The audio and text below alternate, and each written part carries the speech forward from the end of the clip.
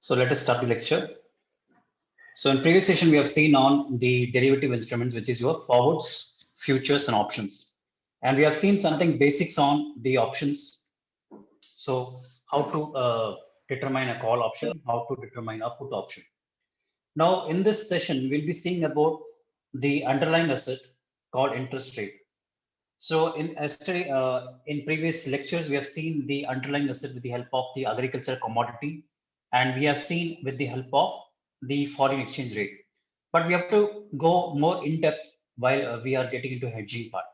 So we have to go for the hedging of futures and forwards, and we have to go for the hedging of the swaps and options and all. So there's a lot of little bit of more tricky things has to be done. So before getting into such tricky parts, first thing is that you should be probably more have a strong grasp on the underlying asset concepts. So today's underlying asset is nothing but your interest rate.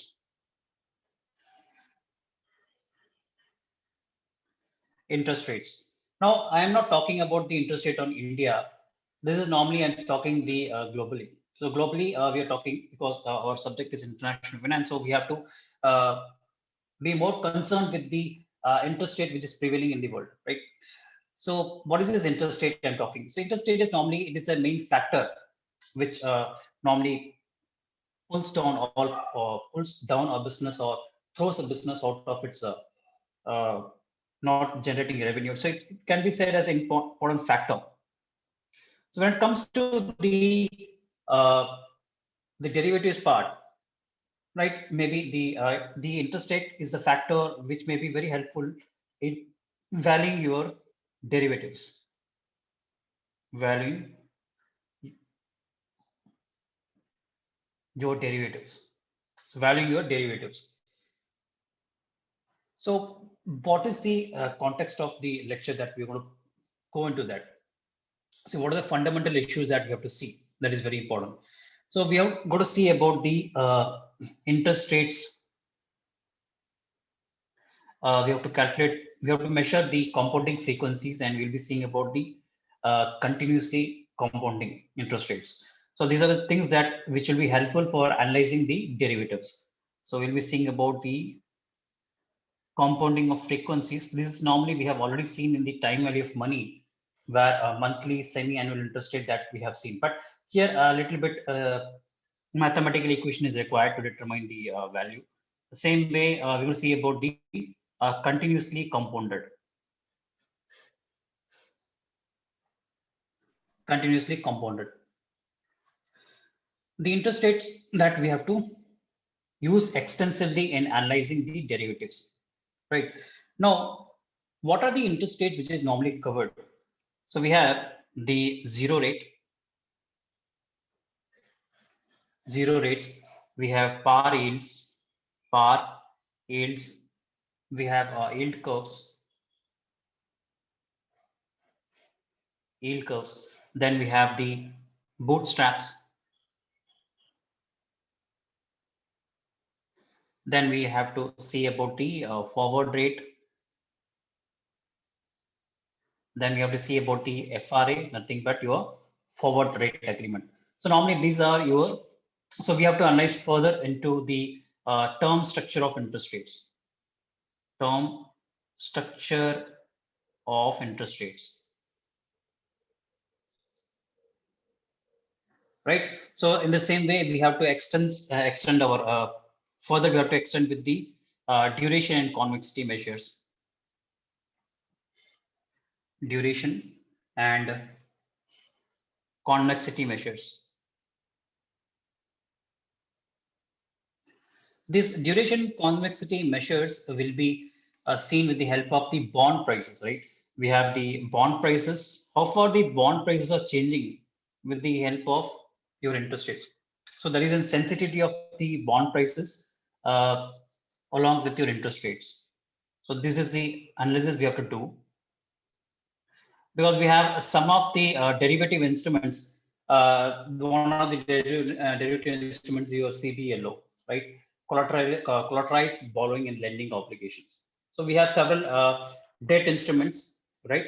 So it is named something different, but that is only a bond only, but it has been, it's a debt instrument. So we should know something about the debt prices or the bond prices will be fluctuating as per the interest rate. So these are the analysis that we have to do. And once again, we do some deep analysis over here, right? So then we have to derive the zero rate, nothing but the treasury rates. Then we have to analyze something on the yield curves, par yields and the yield curves. So we have to see about the short curve, flat curves, we have curve curves, right? So we have types of curves and we have to do more analysis over there. So the underlying asset interest rate has to be studied in more detail. Now broadly, let us classify the types of rates actually. Types of rates. So before getting into the types of rates, so what is this interest rate? Interest rate, we can say, put it more simple, right? It is nothing but the amount of money a borrower, amount of money a borrower promises to pay the lender. So this is a typical definition that we have seen in several textbooks, or as a layman point of view, we can see this could be the better definition for your interest rate. It's nothing but the amount of money a borrower promises to pay the lender, right? So the amount, what is the amount? Normally, the amount of money could be what? It could be the interest rates that has been quoted with you, right? So the interest rate which is quoted could be the mortgage rate if you're getting a house loan. So depending upon the circumstances, the rate will be there, right? So mortgage rates, or if you're going to put your money in bank, that could be your deposit rates. Or whether you're going for the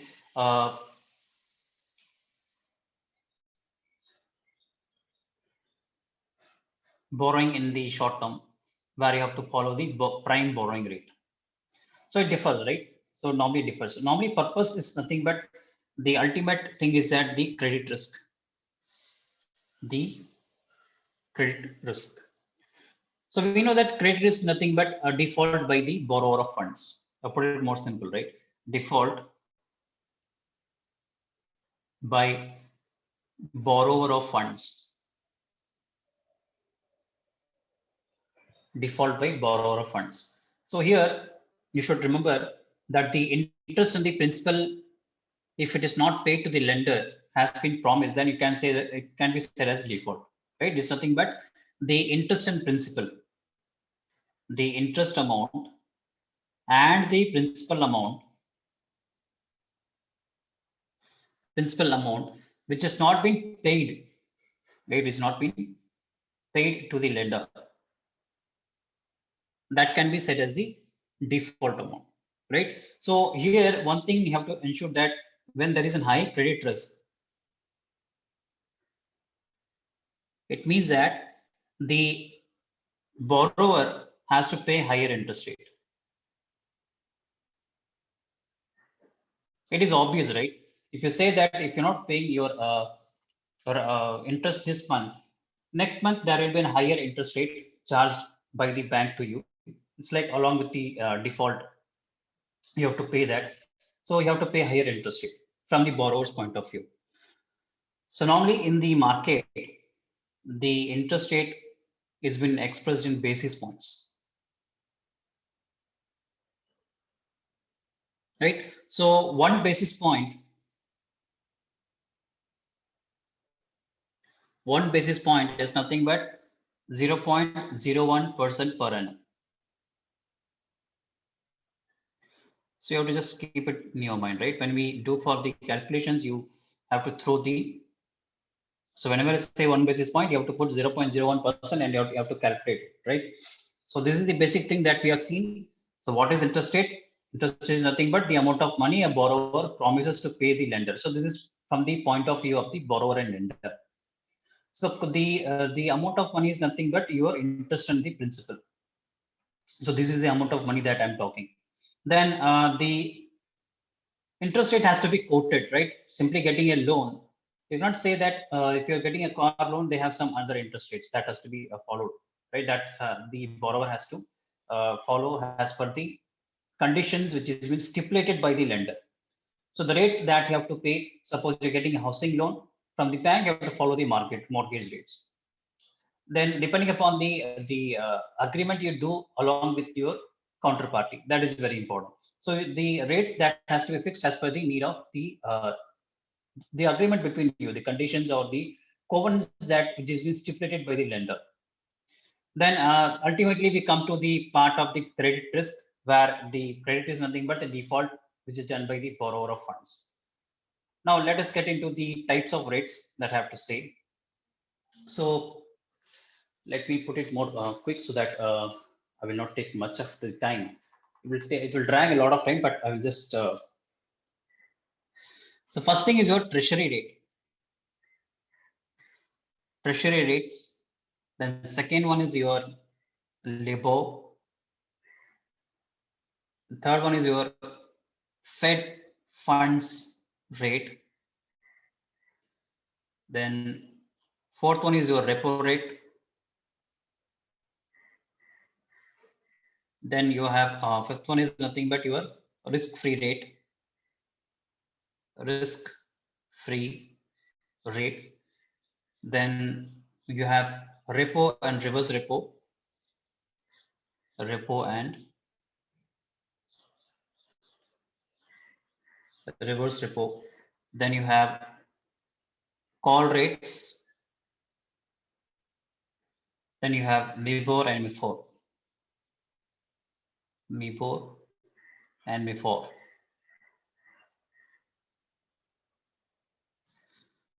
So let us get into one by one. What is this treasury rate? I'll put it as TR. See, treasury rate is nothing but the investor who earns an interest from the treasury bills and treasury bonds. So I can put it more simple. That is an investor, okay, who earns the interest from the treasury bills and the treasury bonds. Put it T bills and T bonds. Okay, so normally what is this instruments actually? Treasury bills and treasury bonds. It's nothing but the instrument. These are the instruments used by government to borrow in its own currency.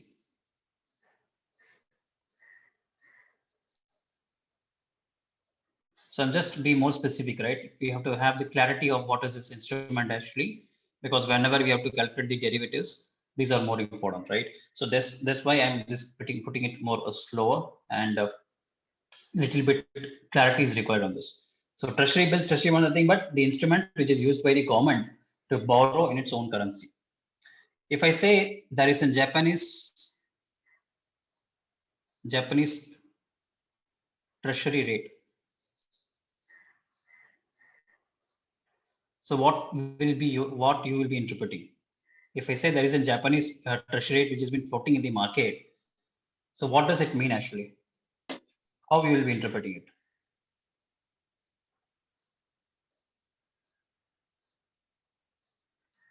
There is nothing but the Japanese government. Sir, Japan government has given some of their bonds, sir. Yeah, so they are borrowing in their own currency. What is their currency? Sir, yen, sir. Yen, that's it. Okay, so whenever say the Japanese treasury, nothing but the Japan government has floated their bonds in the market and they have borrowed the money in terms of yen. That you have to know. Right, the same way, if I say it's a US treasury rate, if it's a US treasury rate, it is nothing but what? The US government borrows money in terms of what? Dollars. Yeah, US dollars. So they are floating their US bonds in the market. Okay, so vice versa, that you have to know that. So what is the main intention over here is that we know that the government will not default because they are obligated because they have the obligation to pay their in own currency. So that is the main point where this treasury rate will be marked as a reference rate whenever we manage the portfolios.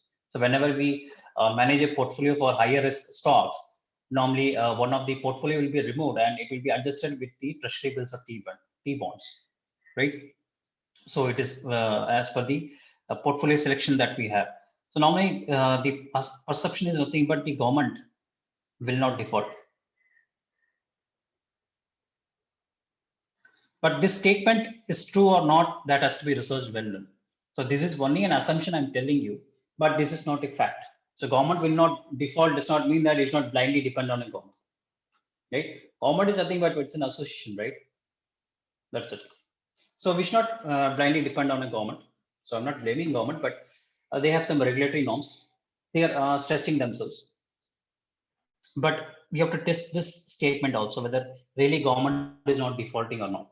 So you have seen the previous financial crisis where what is the role the government has played, right? You have to test those situations and you have to come to a proper statement. Now I'm just giving assumptions over here because this is theoretical assumption that has to be taken into consideration for our understanding purposes, right? So here the as far as we can say that the statement government will not default, we can say that the treasury rate, right? The treasury rate is been marked as a reference rate, or we can take this as the risk-free rate also. As far as the investors is concerned, you can assume that this could be the risk-free rate also, right? So when we are concerned with the Indian point of view, okay, when it is concerned with the Indian point of view, the bank rate has been whatever the bank rate which is stipulated by RBI, whatever the bank rate, it is normally condition last 3 to 4 years was entirely conditioned, right? And nowadays RBI uses other interest rates to maintain the deposits. You have the repo rate, you have the repo rate, you have the CRR, and you have SLR. So normally, even though RBI is not stipulating their bank rates now, so they are switching over to open markets where they can easily alter their rates as per the need.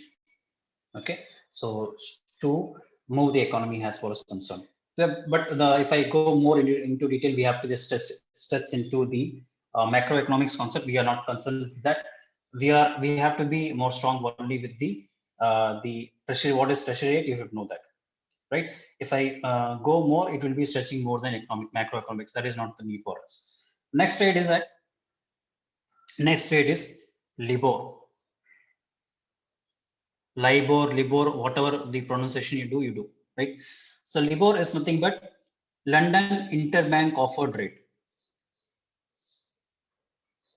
London Interbank Offered Rate. So London Interbank Offered Rate. It is nothing but unsecured short-term borrowing rate between banks. LIBOR rate is nothing but it's an unsecured short-term borrowing rate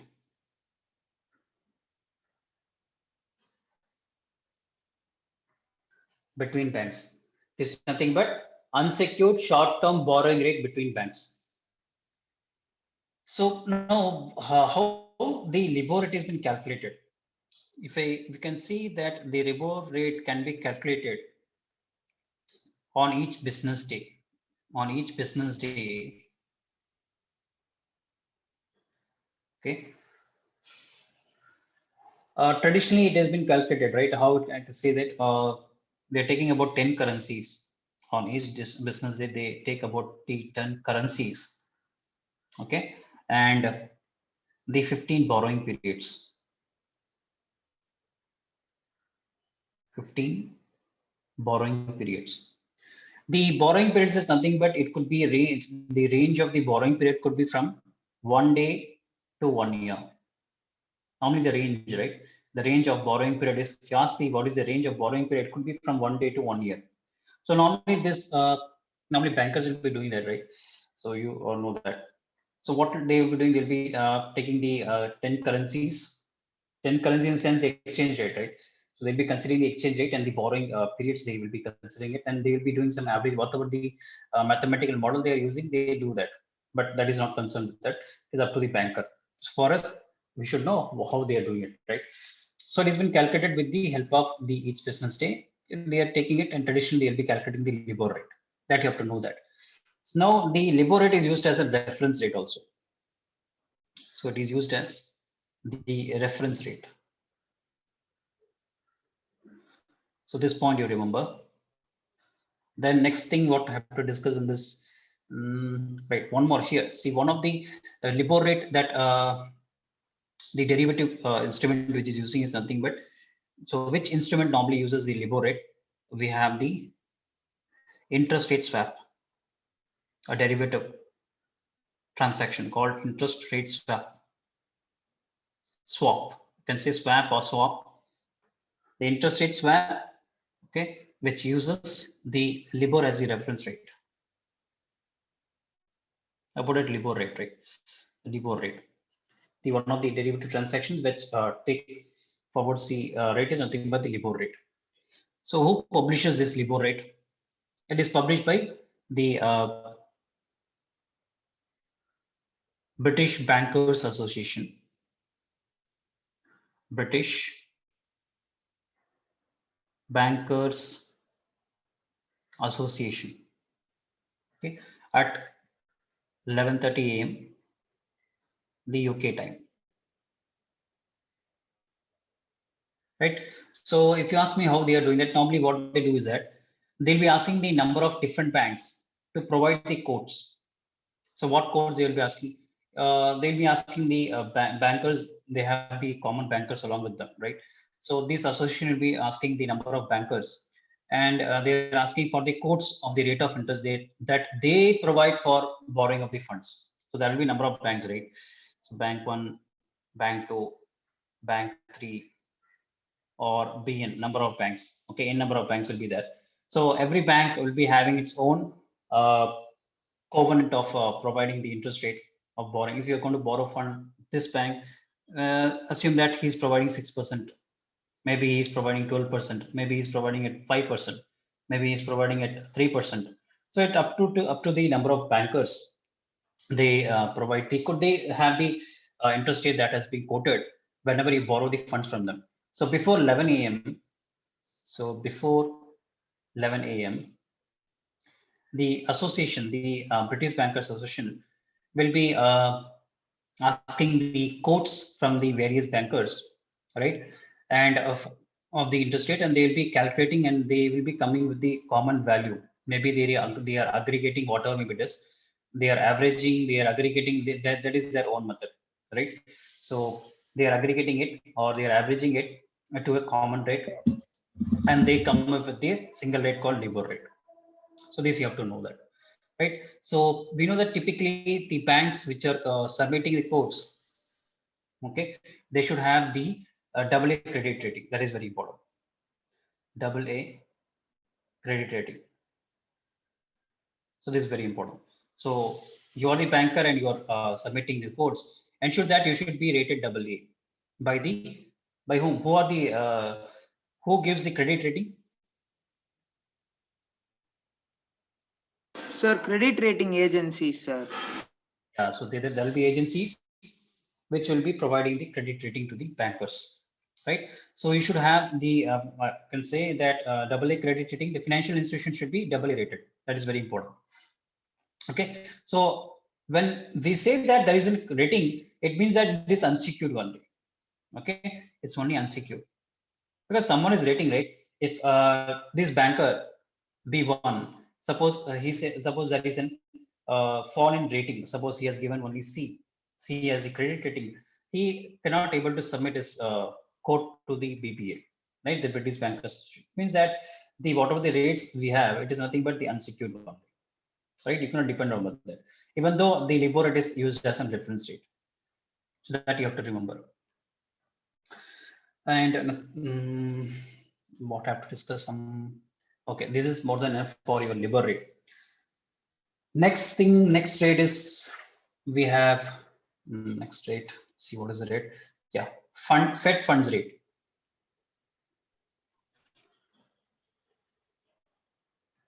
Fed funds rate. So Fed funds rate is nothing but in the US. In the US, normally the financial institutions. Okay, I put it at FI. The financial institution normally they normally have to maintain a certain amount of cash in a form of reserves with the Federal Reserve. Okay, the financial institutions, which is in US, have to maintain a certain amount. Have to maintain a certain amount. Have to maintain a certain amount of cash, or I can put it as like a reserve. Okay, with whom? With Federal Reserve. With Federal Reserve. Okay, now why there is a requirement of why should I maintain this? Why should I maintain the cash? You should know that the banks are operating in borrowing and lending business. Everyone knows that, right? So there may be sorry, there may be fluctuations in the assets and liabilities of the books. That could be the outstanding assets, or that could be outstanding liabilities in the books. So then there is a need which has made the banks or the financial institution to maintain a certain amount of cash as a reserve. All right.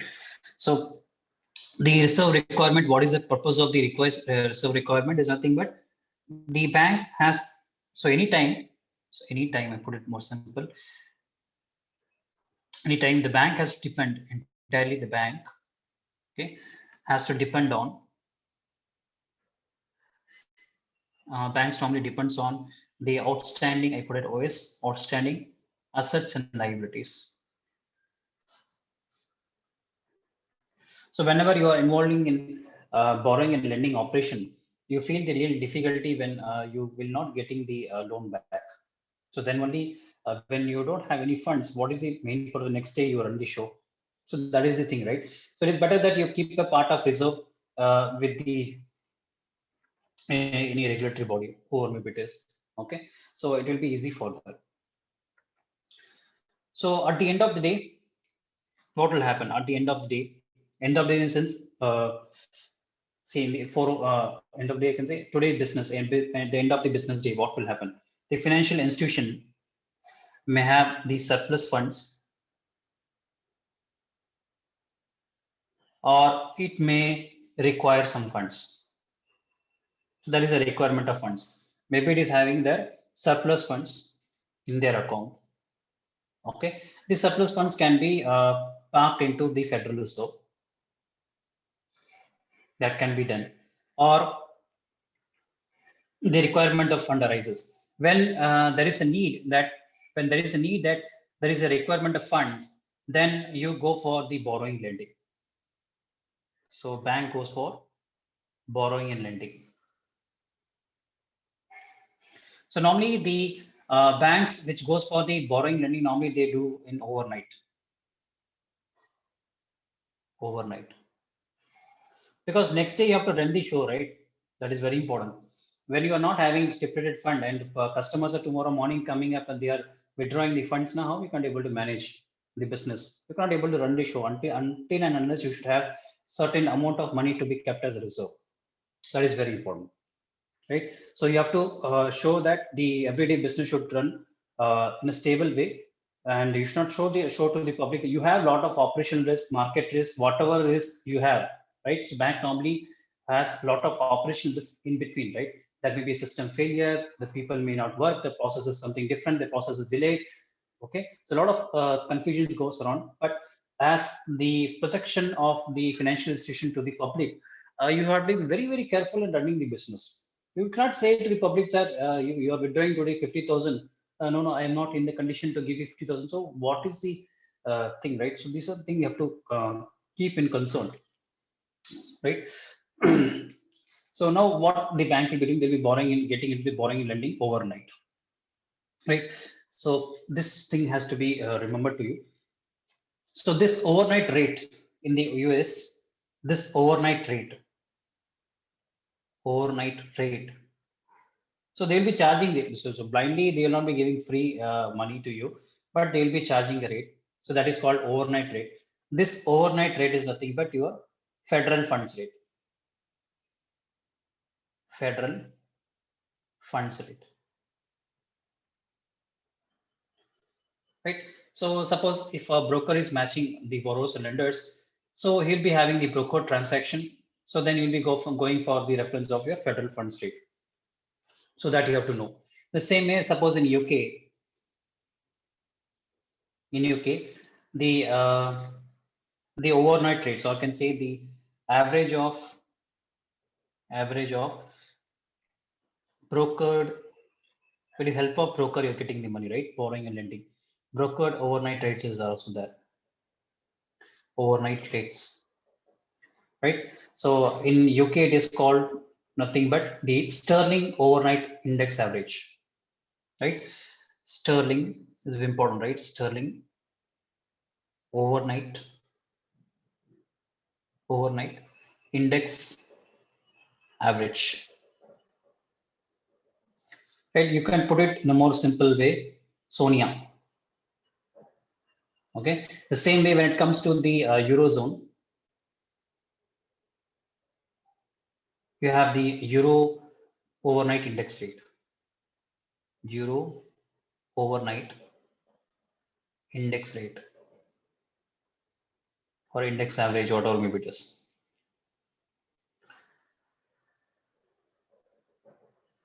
Right. So this thing you have to remember. So now we already know that the LIBOR rates at the funds, federal funds rate are nothing but the unsecured borrowing rate, that you have to remember. So the LIBOR rate that we have discussed already before, and the federal funds rate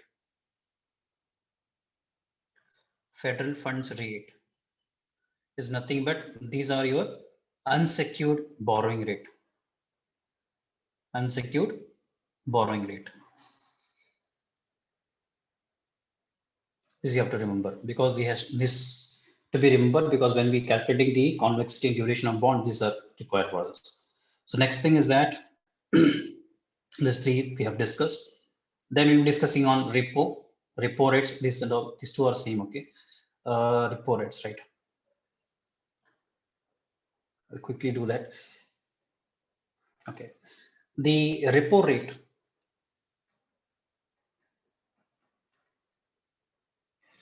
Repo is nothing but, we already know, it is nothing but the repurchase agreement.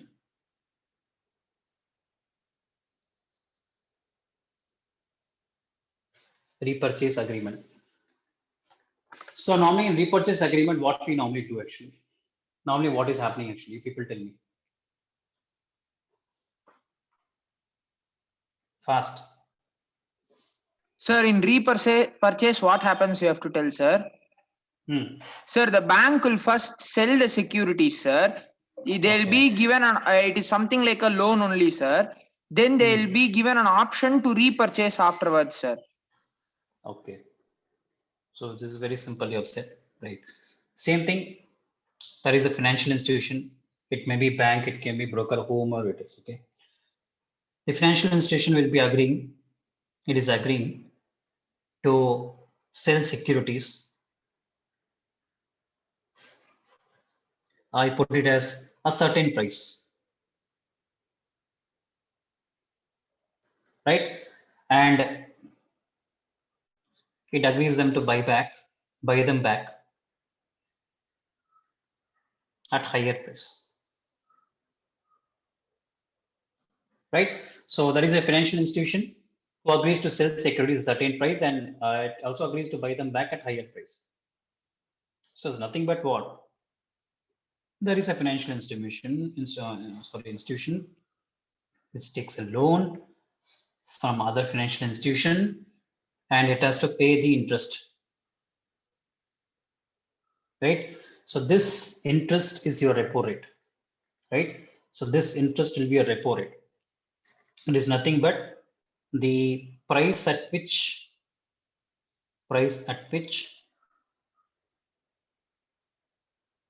repurchased minus price at which the security is sold. Price at which securities is sold. So this is your repo rate, right? So normally the repo rate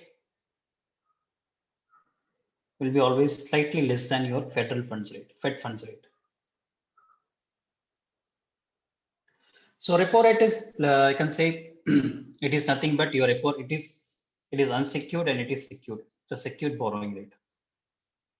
Why it is a secured borrowing rate?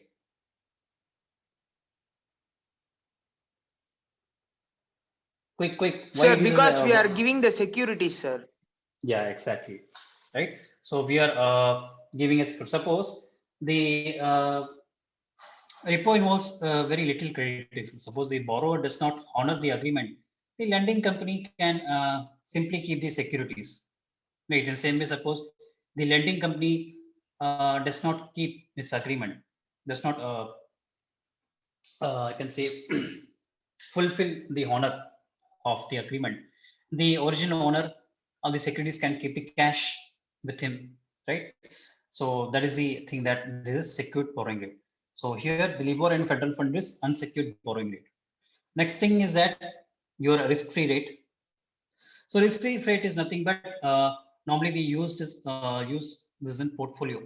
Okay, normally put it in the riskless portfolio. Nothing much to discuss here. The risk-free rate. Okay. Normally you have already seen this one. So normally the LIBOR rate is been given as a reference rate for your risk-free rate. I put it as RF. Right? So normally LIBOR rate has been given by the AA credit rating institute, AA rated FIs. These people will be giving you the LIBOR rates. So this is nothing but your risk-free rate. So when it comes to the repo and reverse repo and reverse repo, this is already we have seen, right? So normally the interest rate regime, whatever it is, the RBI will be using these are the tools that RBI use, okay, to manage the interest rates and economy, that I can say. I'm not getting into economic part. When I get to RBI, those people will be talking only about the economic, macroeconomic factors, how it will be affecting, what will be the indifference curve, how the utility will be changing. So they'll be discussing the repo and reverse repo only on macroeconomic angle, right? So please don't get into that. But if writing for the theoretical purpose, you can write the opposite of what the repo is nothing but. Okay. So only thing is nothing but what is the purpose of this? Only to maintain the stability of bank rates, stability in the bank rates. That's it. So if you want to go and search for repo and reverse of these, people will be talking about economic factors, utility, interference curves. That is not required for us. Okay. So what is the main purpose? To maintain the stability in the bank rates. That's it. Okay. The next one. Okay, this two I have to discuss and I will complete the part. So I thought that today I'll be teaching you the measurement of how to measure interest rates. Right. So we see about the call rates. Okay. So call rate is nothing but it is coming to your Indian market. Okay. Coming to your Indian market. There is a call market. Okay. Where you normally avail the money, okay, short term and unsecured. Okay, unsecured, I put it unsecured. Okay, in the call money market, you will be availing the money. Money is available, which is short term and unsecured. Okay, and the rate which has been given in call market is nothing but call rates. Right, nothing new on that. So one thing you have to know that the call rate is nothing but it's like your overnight rates. overnight rates. So that we have discussed previously in the borrowing and lending part that bankers are doing. So when there is a shortage of funds, that has to be maintained with the to be kept in Federal Reserve, right? So here the same way is nothing but call rates. So normally this is done in Mumbai. Okay, so you have to know that. So one thing is that you have to remember here that the call money market, you can borrow. You normally, who are the borrowers? The banks and the corporate entities normally borrow in the call market, and the lender will be the bank. Only the bank will be the lender, not the corporate entity. That you have to remember. So the lender in the call market will be only the bank, right? So next thing, next is your MIBOR and MIFOR.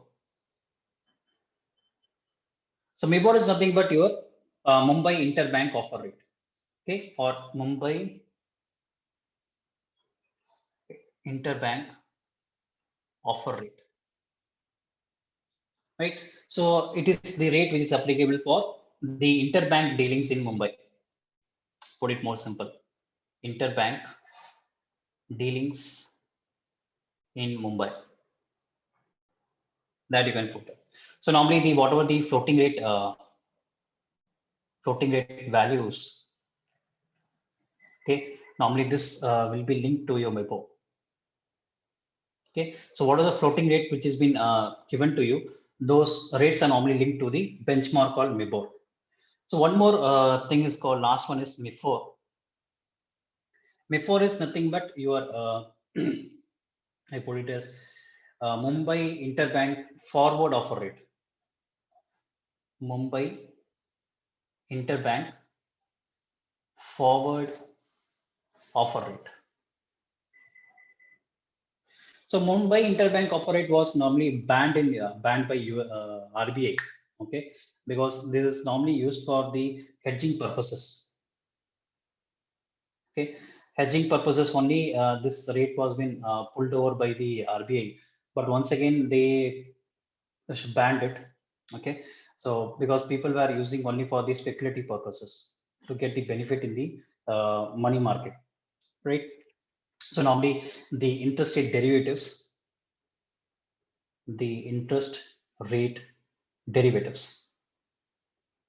okay, so the brokers or the traders are getting more advantages where the interest rate derivatives have been attached to the MIFOR rate. So there's a lot of speculative gains being made in the trading part. So RBI has really banned that. After in the year 2005, once again it allowed the MIFOR that is to be used only in interbank transactions. So this can be used only for interbank transactions. So before that, we can do and were trading before. Now only bank can only do that, right? So the RBI has really restricted us. Then MIFOR rate, how it is derived? MIFOR is nothing but your LIBOR rate plus your forward premium in foreign exchange rate. The forward premium in foreign exchange rate. I put it as FER. So this is the derivation of your MIFOR, right? So it is clear to you what we have discussed today. So we have seen something on the rates, the interest rates, which is an underlying asset. So tomorrow you're going to see about the how to measure the rates. That's very important.